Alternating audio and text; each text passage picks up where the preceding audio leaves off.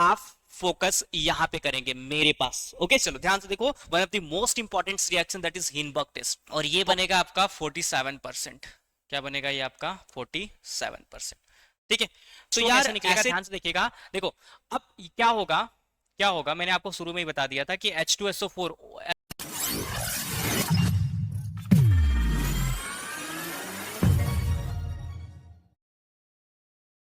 Hello बच्चों, कैसे हो आप सभी लोग? आई थिंक आप अपनी लाइफ में बहुत ही मस्त होंगे और ए टू जेड प्रैक्टिकल्स को जरूर वॉच आउट करेंगे, क्योंकि बच्चों मैं आपको बता दूं कि मैंने आपका चैप्टर नंबर 13 का, दैट इज जिसका नाम है अमाइंस 12 केमिस्ट्री का पार्ट नंबर 5 ऑलरेडी कंप्लीट कर दिया है। तो बच्चा आज हम स्टार्ट करेंगे अपना पार्ट नंबर 6, और बहुत ही धमाकेदार और मजे से पढ़ेंगे इस पार्ट नंबर 6 को, क्योंकि बच्चा ये आपका अंतिम पार्ट है और इसमें से एक 2 मार्क्स या 3 मार्क्स के क्वेश्चंस लगभग आपके एग्जाम में फिक्स होते हैं। सो बच्चों हम स्टार्ट करते हैं अपने पार्ट नंबर 6 की तरफ और देखते हैं कि क्या धमाकेदार चीजें। बच्चा आपको अगर ऑर्गेनिक से डर लगता हो, तो अगर आप मेरे से ऑर्गेनिक पढ़ रहे हो या फिर आपका ये पहला लेक्चर है, तो मैं गारंटी लेता हूं कि आपको बच्चा ये ऑर्गेनिक केमिस्ट्री मक्खन की तरह क्लियर करके दूंगा। सो हम स्टार्ट करते हैं अपना पार्ट नंबर 6, चैप्टर नंबर 13 का 12 केमिस्ट्री का अमाइंस। और here we go, we start करते हैं आज का हमारा पहला topic, that is coupling reactions.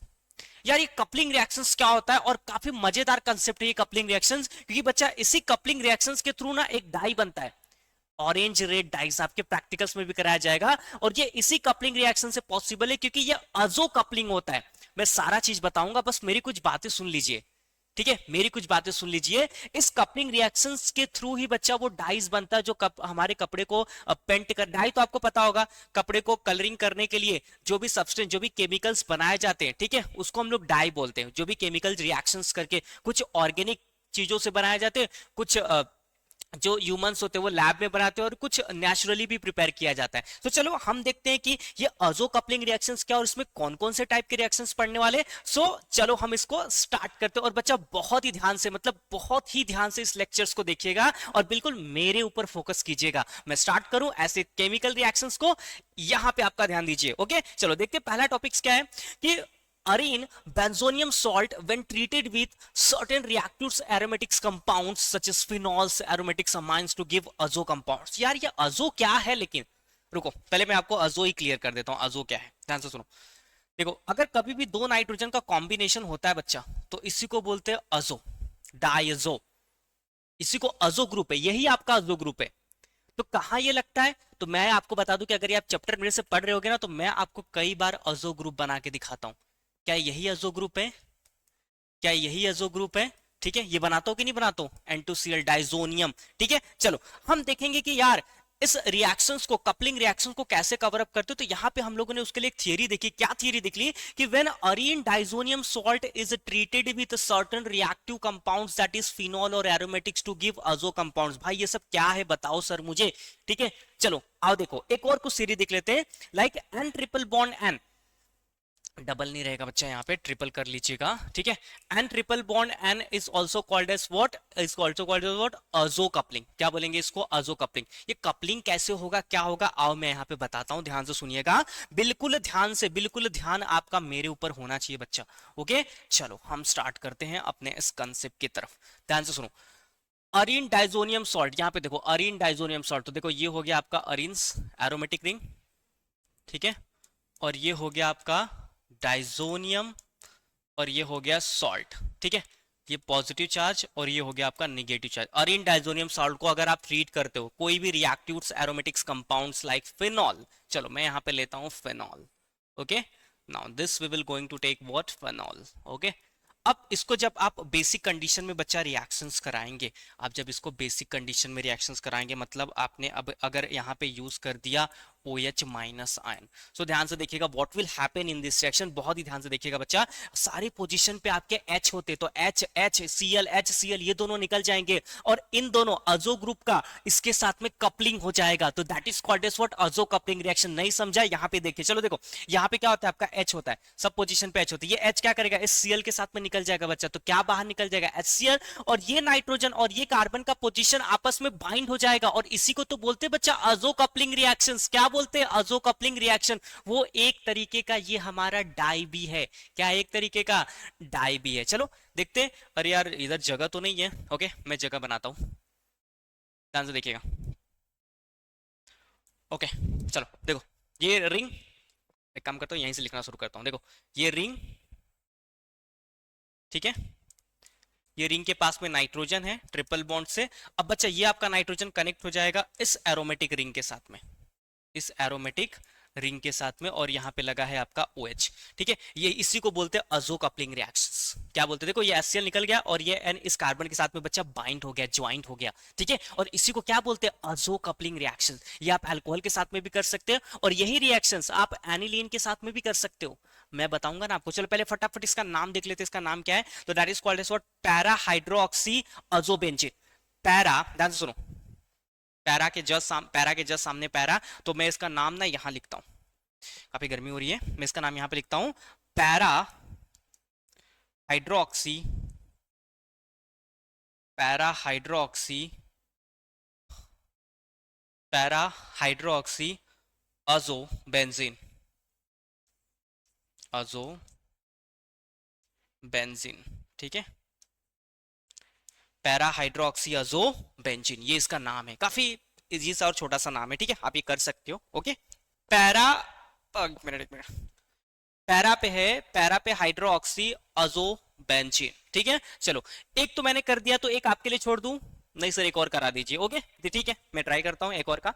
तो अरीन डाइजोनियम सॉल्ट लेंगे और उसका रिएक्शंस कराएंगे। इस बार अमाइंस, एरोमेटिक्स अमाइंस लेते हैं। ठीक है, चलो ये देखो, ये रहा आपका, एक काम कहाँ गया यार, ये रहा आपका अरीन्स। ठीक है, ये डाइजोनियम, ये क्लोराइड। ठीक है, और इसका अभी हम रिएक्शंस कराएंगे बच्चा एनिलीन के साथ में। आप बोलोगे सर एनिलीन का फॉर्मूला क्या होता है, तो रिंग के साथ में NH2 रहेगा, so that is called as what, aniline. और in the presence of what, base, that is NaOH, तो मैं यहाँ पे लूंगा only OH minus ion. Now tell me what will happen in this reaction. So sir यहाँ का H ना इस Cl के साथ में निकाल दीजिए, और जो अजो ग्रुप है उसको कपल कर दीजिए। ठीक है, चलो देखते हैं। देखो ये रहा आपका उधर वाला एरोमेटिक रिंग। ठीक है, वो वाला एरोमेटिक रिंग, इसके पास में डबल नाइट्रोजन है, और ये नाइट्रोजन आपके कनेक्ट हो जाएगा दिस एरोमेटिक रिंग के साथ में। ठीक है, ठीक है, इसको आप क्या नाम दोगे, इसका नाम बताओ। तो पैरा, इसका नाम देखते हैं। तो देखो पैरा, और कभी भी अमाइंस को शुरू में लिखना रहता है तो उसको क्या लिखते हैं, अमीनो। बताया तो नहीं, पर याद रखो, अमाइन को एज अ प्रीफिक्स लिखना रहा तो अमीनो, पैरा अमीनो अजो, अजो, और नाम क्या हो जाएगा, बेंजीन। है ना, इजी सा नाम।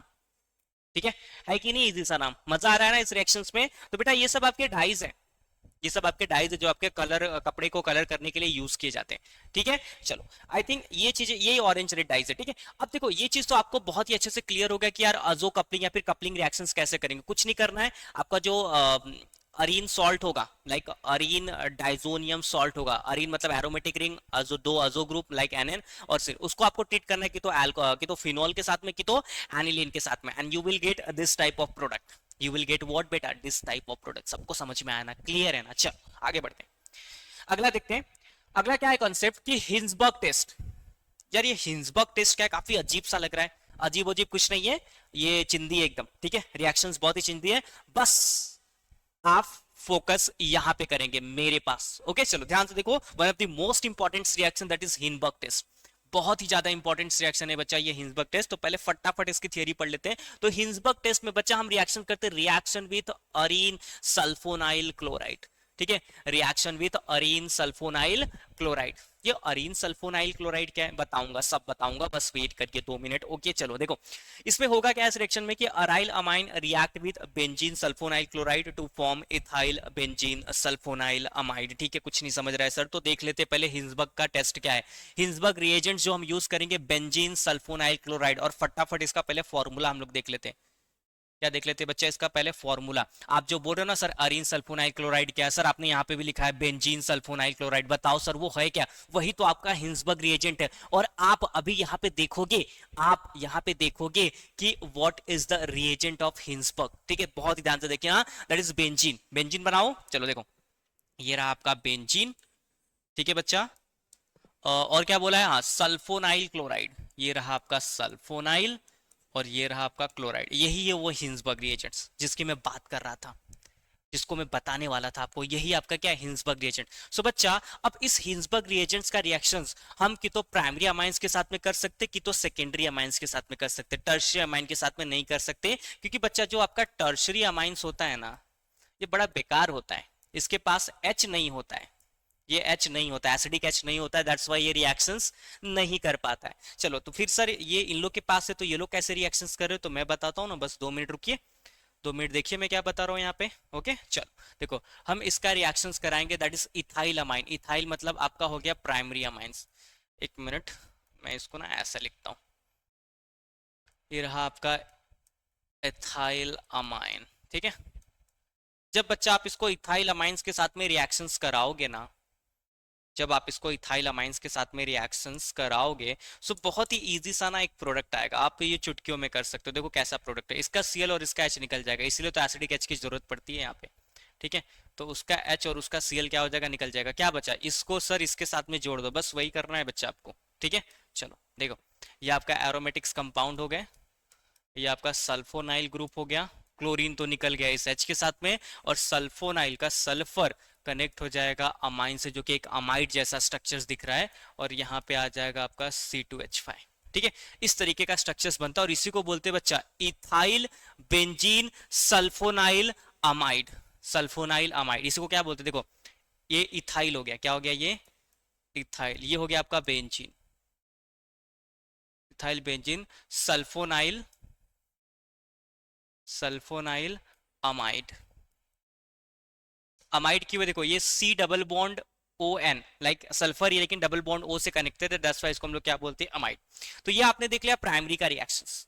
क्या देख लिया आपने, प्राइमरी, इसको बोलते हैं इथाइल अमाइन, इथाइल अमाइन। और इसका नाम चाहते हो तो यहां से देख लो, बेंजीन सल्फोनाइल क्लोराइड। तो क्या हुआ, कुछ नहीं हुआ, निकल गया बाहर, और खाली वो नाम निकला, आपको कंजस्टेड हो सकता है, लेकिन आप 1-2 बार प्रैक्टिस करेंगे ना बच्चा, आप कर लोगे। देखो इथाइल या फिर एन इथाइल, एन इथाइल लिखो यहाँ पे ज्यादा अच्छा रहेगा, N ethyl benzene sulfonyl amide, N ethyl benzene sulphonide amide, sulphonyl amide. Okay clear है। चलो अगर आपको ये भी नहीं समझा है तो मैं एक सेकेंडरी का बता देता हूँ, शायद उससे आपको समझ में आ जाए, क्योंकि मेरा एम ही है यहाँ पे आपको सारा क्वेश्चन, सारा डाउट क्लियर करके देना।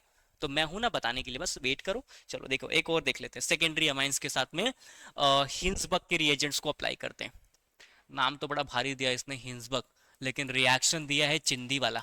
ठीक है, चलो ये हो गया आपका बेंजीन सल्फोनाइल क्लोराइड। अब इसको हम ट्रीट करेंगे सेकेंडरी अमाइंस के साथ में। किसके साथ में ट्रीट करेंगे बच्चा, सेकेंडरी अमाइंस के साथ में। देखो अगर एक NH2 के ग्रुप के साथ में, अगर एक नाइट्रोजन के साथ में 2 R ग्रुप जुड़े हो तो इसको बोलते हैं सेकेंडरी अमाइंस। क्या बोलेंगे बच्चा इसको, सेकेंडरी अमाइंस। ठीक है, चलो देखते हैं क्या कर सकते हैं इस रिएक्शंस में। नाउ सी हियर, बताओ क्या हो जाएगा, आप ही बताओ सर। इसका H और Cl निकाल दीजिए ना जल्दी से। ठीक है, निकाल दिया। अब क्या प्रोडक्ट बनेगा, प्रोडक्ट क्या बनेगा, बोलो फटाफट बोलो, प्रोडक्ट क्या बनेगा। तो सर ये बनेगा बेंजीन, ये बेंजीन तो बड़ा लहरा रहा है यार, ये बन जाएगा आपका बेंजीन। ठीक है, ये क्या बन जाएगा आपका बेंजीन, और ये बन जाएगा आपका CH2O। ये सल्फर कनेक्ट हो जाएगा आपके नाइट्रोजन से, नाइट्रोजन का तो एक H चलेगा, एक ही H बचा, और यहाँ पे बचा आपका C2H5, सॉरी H तो बचेगा ही नहीं, H तो बचेगा ही नहीं, कहाँ H बचा है भाई, मैंने गलती से लिख दिया, ऊपर C2H5 है। क्या है ऊपर, C2H5। इसका नाम देखो क्या हो जाएगा, N पे 2 बार इथाइल है तो मैं ऐसा लिखूंगा N, N dry ethyl benzene sulfonyl amide. ठीक है, सल्फोनाइल अमाइड। ठीक है, बेंजीन सल्फोनाइल नहीं, सल्फोनामाइड। ठीक है, बेंजीन, 1 मिनट वापस से लिख दे रहा हूं, सल्फोनामाइड, यहां पे भी लिख लेना सल्फोनामाइड। ठीक है, सल्फोनाइल नहीं, कहां गया कहां गया, सल्फोनामाइड।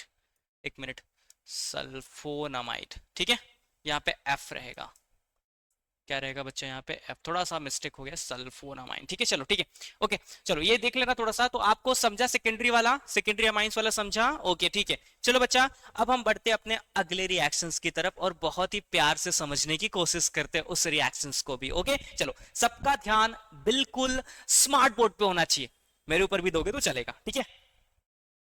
चलो नेक्स्ट देखो इलेक्ट्रोफिलिक सब्स्टिट्यूशन रिएक्शंस, क्या देखेंगे हम लोग, इलेक्ट्रोफिलिक सब्स्टिट्यूशन रिएक्शंस। क्या जो एरोमेटिक सिस्टम अभी जो हम लोग पढ़ रहे हैं क्या वो इलेक्ट्रोफिलिक सब्स्टिट्यूशन रिएक्शन दिखाता है? हाँ इलेक्ट्रोफिलिक दिखाता है। कैसे दिखाता है इसके पहले थियरी देख लेते हैं। सो व्हेन पहला है ब्रोमिनेशन, पहला क्या है ब्रोमिनेशन। ओके मैं ना एक काम करता हूँ, पहले इसको एक्सप्लेन कर देता हूँ। जो आपका अमाइंस होगा ना बच्चा, ध्यान से सुनो, जो आपका एरोमेटिक अमाइंस होता है ना, ध्यान से सुनो, उसके पास क्या होते हैं, लोन पेयर्स ऑफ इलेक्ट्रॉन्स। क्या होते हैं, लोन पेयर्स ऑफ इलेक्ट्रॉन। तो अगर ये बच्चा lone pairs of electron donate करेगा ना, तो आपके ऑर्थो पैरा ऑर्थो, मतलब ऑर्थो पैरा ऑर्थो पे ना नेगेटिव चार्ज आएगा। कौन सा चार्ज आएगा, नेगेटिव चार्ज। रेजोनेंस में कराया था मैंने, ठीक है, आपको वीडियोस थोड़ा सा जाके पीछे देखना पड़ेगा। तो जब ऑर्थो पैरा और ऑर्थो पे नेगेटिव चार्ज हो रहा है, तो फिर कौन आएगा इसके ऊपर रिएक्शंस करने, जो इलेक्ट्रोफाइल हो, जिसके ऊपर पॉजिटिव चार्ज हो। तो बस यही है इसका आंसर, कि जो आपका एरोमेटिक अमाइंस होता है उसके ऊपर इलेक्ट्रोफिलिक सब्स्टिट्यूशन रिएक्शन होता है। मान लो कोई H प्लस है और OH माइनस है, तो कौन आएगा रिएक्शंस करने, H प्लस। मान लो कोई OH माइनस हो, NO2 प्लस में हो, तो कौन आएगा रिएक्शंस करने, प्लस वाला आएगा। मान लो Br प्लस हो, Br माइनस हो, तो कौन आएगा रिएक्शंस करने इसके ऊपर, माइनस वाला। क्यों, क्योंकि बच्चा जो आपका एरोमेटिक समाइन होता है उसके ऑर्थो पैरा ऑर्थो पे due to because of resonance negative charge आता है।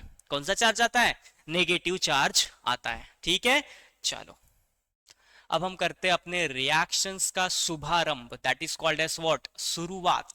ओके चलो देखते हैं। When aniline is react with bromine water at room temperature to give a white precipitate of 2,4,6 tribromoaniline, easy सा चिंदी सा रिएक्शंस है, बस आपको यहां फोकस करने की जरूरत है। मैं कराने वाला हूं ये रिएक्शंस। ओके चलो ध्यान से देखिएगा, ये आपका है एनिलीन, देखो ये आपका क्या है, एनिलीन।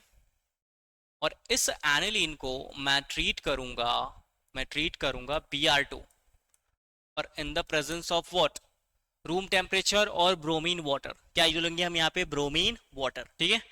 क्या लेंगे हम यहाँ पे, Br2 वाटर, Br2 वाटर। ध्यान सुनो, यहाँ पे आपको तीन तीन ब्रोमीन की जरूरत पड़ेगी। कैसे तीन ब्रोमीन की जरूरत पड़ेगी, देखो तीन दूनी 6 ब्रोमीन होंगे, 3 ब्रोमीन वहां पे जाएंगे। एक एक का करके दिखाता हूँ आपको, ध्यान से सुनिएगा, एक का करके दिखाता हूँ, बाकी सब आप कर लोगे। देखो ये 2 Br है, एक Br प्लस में टूटेगा, दूसरा Br माइनस में टूटेगा। अब ध्यान सुनो, जो प्लस वाला Br है वो पैरा पे जाएगा, यहाँ पे भी जा सकता है, यहाँ पे भी जाएगा, अभी ये जाएगा भी। तो यहाँ से जो H निकलेगा वो दूसरे Br के साथ में क्या बनाएगा, HBr। तो ये रिएक्शंस इस पे भी हो सकता है, इस पे भी हो सकता है। तो एक के लिए 2 Br लग रहा है, तो दूसरे के लिए 4 और तीसरे के लिए 6, मतलब टोटल 6 Br यहाँ पे यूज होगा। तो अगर मैं इसकी वैलेंसी 3 कर दूं बच्चा, तो 3 दूनी कितना हो गया, 6। तो 3 Br यहाँ पे जाएंगे, जो 3 H निकलेंगे वो तीनों H तीनों Br के साथ में जाके क्या बनाएंगे, 3 HBr। और ये रहा आपका मेन प्रोडक्ट, ठीक है, ये रहा आपका मेन प्रोडक्ट। देखो 1 Br, 2 Br और 3 Br। यहां से जो H निकले वो दूसरे Br के साथ में क्या बना है, HBr। इसी को तो बोलते हैं 2,4,6 ट्राइब्रोमो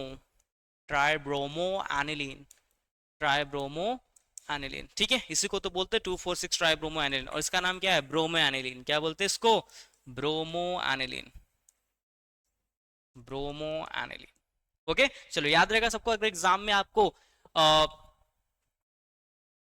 अरे यार ये एनिलीन है बस एनिलीन से 2,4,6 ट्राइब्रोमो एनिलीन बनाने के लिए तो क्या यूज करोगे सर, Br2 यूज करूंगा। और रिएजेंट्स क्या लो, कैटलिस्ट क्या लोगे, Br2 इन वाटर। ओके चलो ठीक है, कर लोगे, अभी आप ये कर सकते हो, ओके कर लोगे। चलो नेक्स्ट नाइट्रेशन। बाबा ये नाइट्रेशन तो पीछा ही नहीं छोड़ता है, ये 10वें चैप्टर में भी था, 11वें चैप्टर में भी था, 12वें चैप्टर में भी शायद आया, और ये अभी भी आ रहा है। तो देखते कर लेते हैं, इसको भी कर लेते हैं, मजे से करते हैं नाइट्रेशन। ध्यान सुनो, नाइट्रेशंस करने के लिए अगर आप एनिलीन ग्रुप लेते हो, ध्यान सुनिएगा, अगर आप एनिलीन ग्रुप लेते हो तो कभी भी नाइट्रेशंस करने के लिए बच्चा आपको यूज करना पड़ता है कॉन्सनट्रेटेड HNO3। और कभी भी मैंने पढ़ा है कि अगर आप कॉन्सनट्रेटेड HNO3 यूज करते हो बच्चा, तो आपको हमेशा एरो पे एज अ डिहाइड्रेटिंग एजेंट्स लेना पड़ता है कॉन्सेंट्रेटेड H2SO4। ठीक है, कभी भी अगर आप कॉन्सेंट्रेटेड HNO3 यूज करते हो तो उसके साथ में H2SO4 डाल देने का उसमें। ठीक है, चलो बताओ फटाफट ये कैसे ब्रेक होगा। ओके बताओ फटाफट, ये कई बार मैंने बताया, ये कैसे ब्रेक होगा सर? ये ब्रेक होगा NO2 प्लस में और OH माइनस में। ठीक है, आपने ब्रेक करना तो सिखा दिया। अब बताओ कौन जाएगा यहाँ पे? तो सर अभी तो आपने पढ़ाया था जो इलेक्ट्रोफाइल रहेगा वही रिएक्शंस करेगा। तो यार कौन इलेक्ट्रोफाइल है, कौन इलेक्ट्रोफाइल? NO2 प्लस है, तो प्लस वाला कहाँ चले जाएगा? कि तो ऑर्थो पे भेज दो, कि तो पैरा पे भेज दो, कि तो ऑर्थो पे भेज दो, कि तो पैरा पे भेज दो, पर यहाँ पे वैसा नहीं चलेगा। ठीक है, मैं आपको दिखाता हूँ। या तो आप ऑर्थो पे रिएक्शंस करा सकते हो, या तो आप इसी का रिएक्शंस सॉरी पैरा पे करा सकते हो, या तो आप इसी का रिएक्शंस ऑर्थो पे करा सकते हो, या तो इसी का रिएक्शंस मेटा पे करा सकते हो।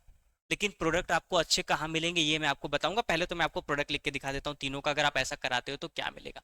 देखो, अगर आप एक तो क्या बना सकते हो, पॉसिबिलिटी बता रहा हूं, अगर आपने यहाँ पे बनाया NO2 ग्रुप तो यहाँ से जो H निकलेगा वो इस OH के साथ में जाके क्या बनाएगा? H2O। लेकिन अगर आपने ऐसा बना दिया,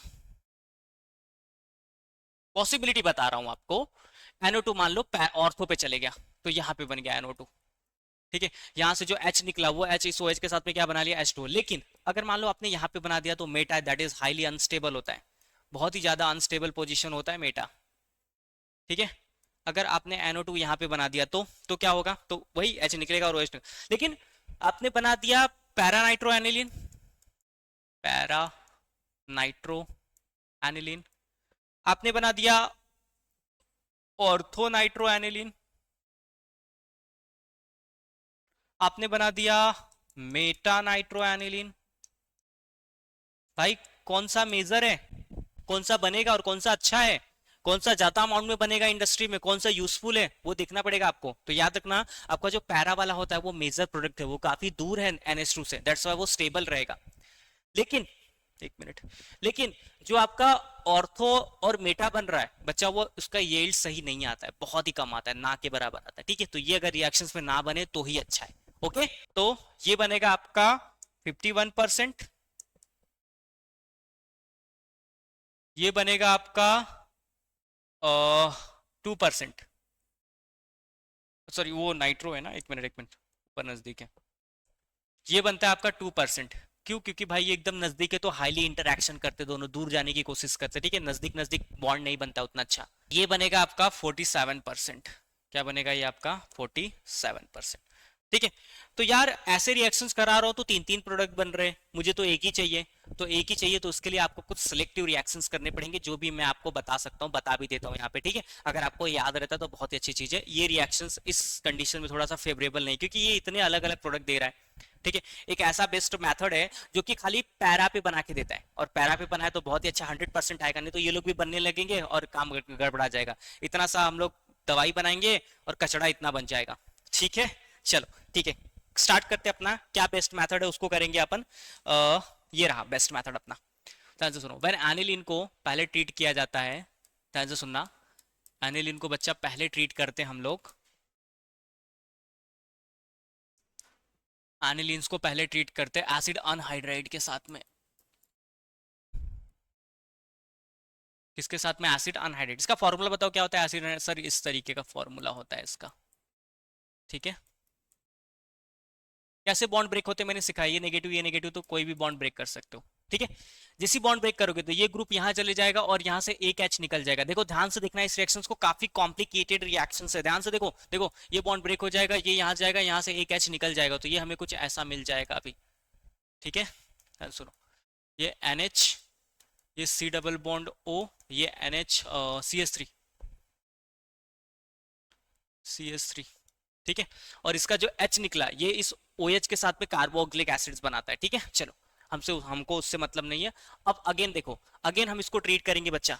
अब हम इसको यूज कर सकते हैं कॉन्सेंट्रेटेड HNO3 के साथ में, कॉन्सेंट्रेटेड HNO3 के साथ में, और एरो पे लेंगे कॉन्सेंट्रेटेड H2SO4। H2SO4 इसका पीछा छोड़ने वाला है क्या, और टेम्परेचर लेंगे 298 केल्विन। पहले वाले में टेम्परेचर लिखना भूल गया था, ओके लिख लेना यहाँ पे बच्चा, देखो मैं भूल गया था, यहाँ पे टेम्परेचर क्या लिखोगे? 298 केल्विन। ठीक है, याद रहेगा ना, मैं भूल गया था, आपको याद होना चाहिए ये। चलो 298 केल्विन टेम्परेचर लोगे तो क्या हो जाएगा, आप ध्यान से देखिएगा इस रिएक्शंस में क्या हो जाएगा, आपको पता है ये NO2 में ब्रेक होगा और दूसरा OH माइनस में ब्रेक होगा। अब ऐसे रिएक्शंस में ये पोजीशन भरे पड़े हुए हैं, ठीक है, तो ये डायरेक्टली अटैक करता है पैरा पे। और बच्चा अगर ये पैरा पे अटैक करेगा तो अभी मुझे कुछ इस तरीके के प्रोडक्ट यहाँ पे मिल जाएंगे। बहुत ही ध्यान से देखिएगा किस तरीके के मुझे प्रोडक्ट यहाँ पे मिल रहे हैं। ओके चलो देखो यहाँ पे बन गया ये NH C double bond O CH3, ठीक है, और यहाँ पे कौन आ गया NO2 ग्रुप। अब मुझे कुछ करके ये ग्रुप को अगर मैं निकाल दूं तो मेरा काम हो जाएगा। जो ऊपर C double bond NH2 group जुड़ा हुआ है अगर मैं उसको निकाल दिया तो मेरा काम बन जाएगा, ठीक है, और हमें परफेक्ट 100% नाइट्रो वाला प्रोडक्ट मिलेगा, ठीक है। इसको हम लोग बोलते हैं पैरा नाइट्रो एसिटामाइड। क्या बोलते हैं इसको? पैरा नाइट्रो एसिटामाइड, ठीक है। चलो आगे देखते हैं।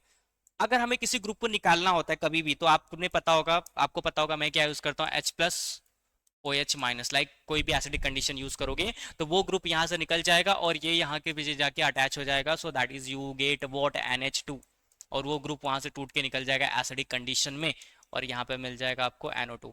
अभी आपको जो पैरा नाइट्रो एनिलीन मिला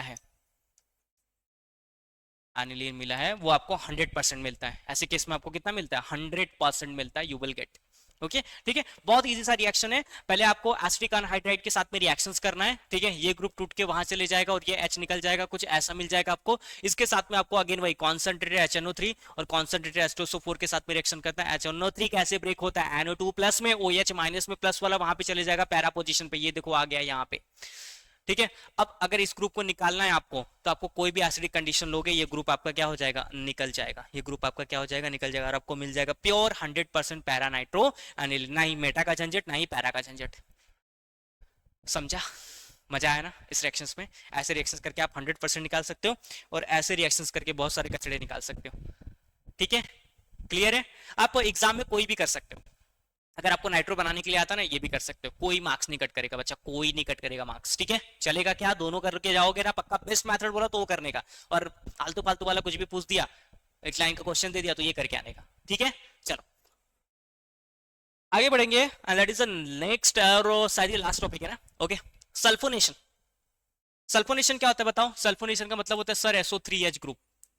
अगर मैं कहीं पे SO3H ग्रुप ऐड करता हूं तो उसको सल्फोनेशन बोलते हैं। कहां से आएगा सल्फोनेशन? किस रिएक्शन, कौन सा रिएक्शन देता है, कौन सा एसिड देता है? सर H2SO4 देता है। आप ही ने पढ़ाया था H2SO4 ब्रेक होता है SO3H+ में और OH माइनस में, ठीक है। चलो हम इसके थियरी पार्ट देख लेते हैं, ध्यान से सुनिएगा। व्हेन, यार कहां घुस गया थियरी? ओके थोड़ा सा नीचे ले लेता हूं। ओके चलो, when aniline is react with concentrated sulfuric acid to form anilinium hydrogen sulfide and again heating with sulfuric acid to form para nitrobenzene sulfonic acid। भाई ये सब क्या है बताओ सर? तो बता रहा हूं, बस एक ही काम आपको करना है, फोकस मेरे पास रखना है, ठीक है। फोकस मेरे पास होना चाहिए तो होना चाहिए। चल तो देखते हैं एनिलीन का रिएक्शंस कराते हैं और हमें क्या प्रोडक्ट मिलता है, देखते हैं वो भी। एक मिनट भाई, ये तो अजीब ही कलर आ गया। ओके चलो, ये मेरे पास है एनिलीन, ठीक है। अब मैं इस एनिलीन का रिएक्शंस कराऊंगा कॉन्सेंट्रेटेड सल्फ्यूरिक एसिड के साथ में। That is formula is H2SO4, ठीक है। और हम यहाँ पे एरो लेते हैं, ठीक है। चलो तो क्या फॉर्म होता है देखते हैं। ये बोला है फॉर्म होगा एनिलीनियम हाइड्रोजन सल्फाइड, ठीक है, एनिलीनियम हाइड्रोजन सल्फाइड। चलो देखो कैसे होगा ये। एक मिनट पेन चेंज करता हूँ।